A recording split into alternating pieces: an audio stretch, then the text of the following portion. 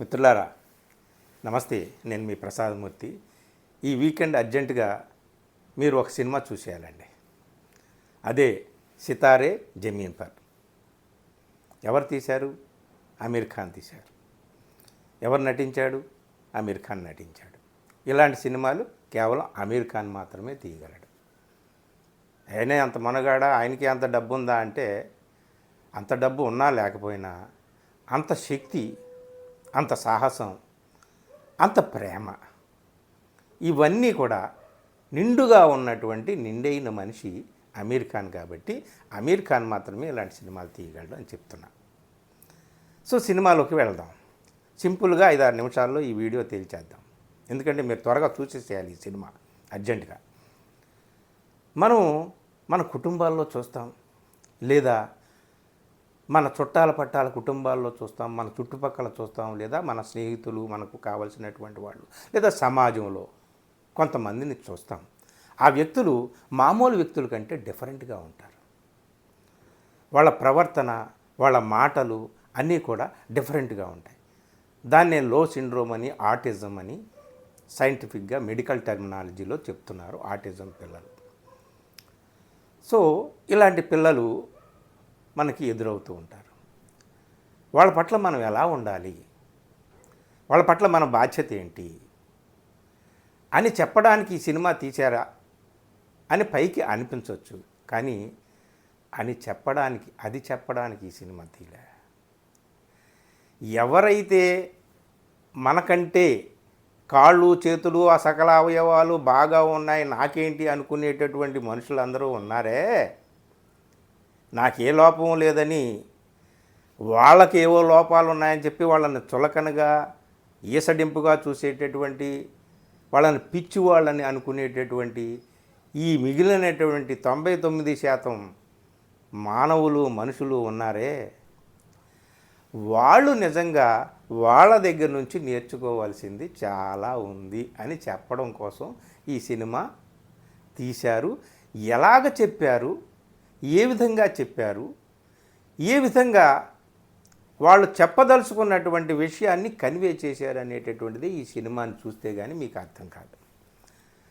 కథ సింపుల్గా ఏమిటయా అంటే, ఇది యాక్చువల్గా క్యాంపియోన్స్ అని ఇంగ్లీష్లో సినిమా తీశారు. ఇది true story. Basketball team, intellectually disabled persons యొక్క బాస్కెట్బాల్ టీమ్ యొక్క ట్రూ స్టోరీని ఆధారంగా తీసినటువంటి క్యాంపియోన్స్ అనేటటువంటిది ఇంగ్లీష్లో ఛాంపియన్స్ అని అర్థం.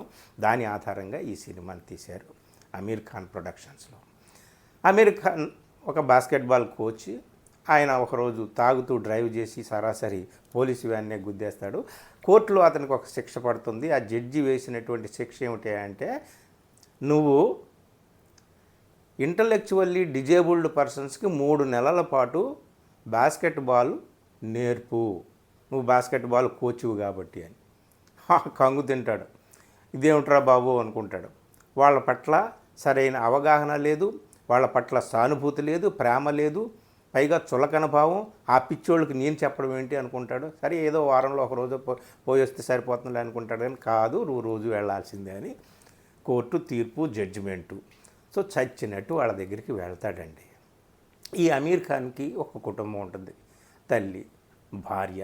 భార్యతో విడివడి చిన్న చిన్న ఈగోలతో, చిన్న చిన్న స్పర్ధలతో భార్యతో విడివడి తల్లి దగ్గర ఉంటాడు.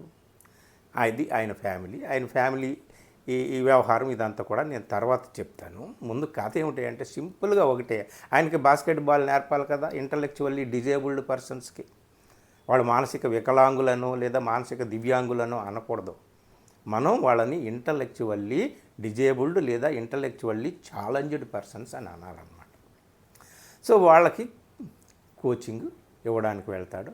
వాళ్ళకి కోచింగ్ ఇచ్చి వాళ్ళని ఏ స్థాయికి తీసుకువెళ్తాడంటే, వాళ్ళతో ఉంటూ వాళ్ళతో గడుపుతూ వాళ్ళ పట్ల ప్రేమ, అభిమానం అన్నీ ఏర్పడతాయి, అనురాగం ఏర్పడుతుంది, ఒక గొప్ప అటాచ్మెంట్ ఏర్పడుతుంది. వాళ్ళని నేషనల్స్లో ఫైనల్స్ దాకా తీసుకువెళ్ళగలుగుతాడనమాట అమీర్ ఖాన్. ఇది స్టోరీ సింపుల్గా. సరే ఫైనల్స్లో ఏమైంది, వాళ్ళు గెలిచారా లేదా అనేటటువంటిది మీరు సినిమా చూడండి. కథ అంతా మొత్తం కూడా జరుగుతూ ఉంటుంది, జోవియల్గా ఉంటుంది, నవ్వుకుంటూ ఉంటాము. నవ్వులో అప్పుడప్పుడు కన్నీళ్లు కురుస్తూ ఉంటాయి మనలో నుంచి. అది సినిమా గొప్పతనం అన్నమాట. హాస్యాన్ని, కన్నీటిని, హాస్యాన్ని, విషాదభరిత జీవితాన్ని రంగరించి చూపించడం అనేటటువంటి చార్లీ చాప్లిన్ దగ్గర నుంచి మనం నేర్చుకున్నాం, తెలుసుకున్నాం. ఇవి ఈ సినిమాలో కూడా మనం చూస్తామన్నమాట. సో ఈ సినిమా ఆటిజం ఉన్నటువంటి పిల్లలకి కోచ్గా వెళ్ళినటువంటి అమీర్ ఖాను వాళ్ళ నుంచి వాళ్ళకి ఈయన ఏమి నేర్పాడో కానీ ఆయన ఏం చెప్తున్నాడంటే చివరికి వాళ్ళకి నేను ఏమీ నేర్పలేదు, వాళ్ళే నాకు అన్నీ నేర్పారు అని చెప్తాడు. నాలో చాలా లోపాలు ఉన్నాయి, వాటినన్నిటినీ కూడా వాళ్ళే నాకు సరిదిద్దారు, నేను కోచ్ను కాదు, వాళ్ళే నాకు రియల్ కోచెస్, వాళ్ళే కోచ్లు నాకు అని చివరికి చెప్తాడు. తను ఏ లోపాలతో ఏ ఇగోలతో భార్యకు దూరం అయ్యాడో వాటినన్నింటినీ కూడా పరిహరించుకొని భార్యకు కూడా దగ్గరవుతాడు. భార్య రోలు వేసింది జెనీలియా. మిడిల్ ఏజ్ అందం ఎలా ఉంటుందో 40స్లో ఉన్నటువంటి జంట అన్నమాట వీళ్ళు.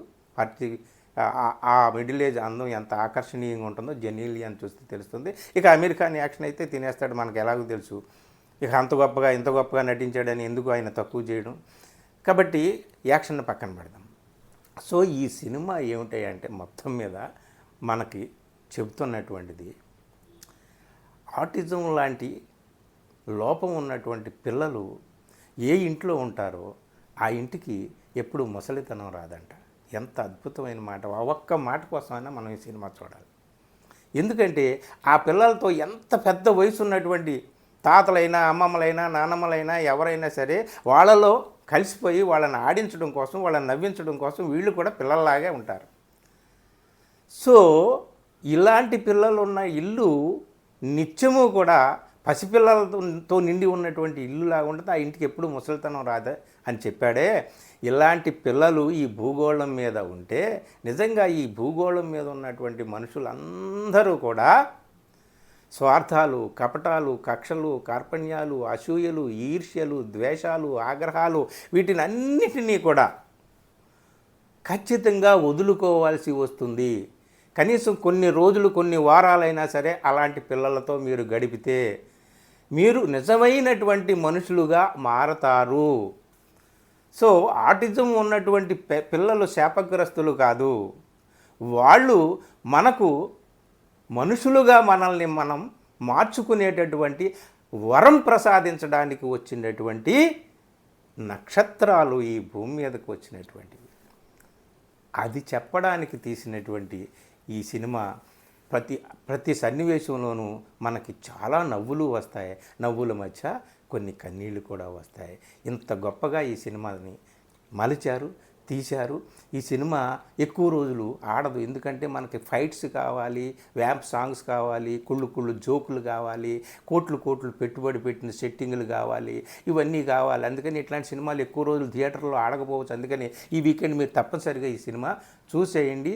చూస్తారు, చూసిన తర్వాత తప్పనిసరిగా మీ మిత్రులకు కూడా చెప్తారు. అలాగే ఈ వీడియోను కూడా మిత్రులందరికీ కూడా మీరు షేర్ చేయండి.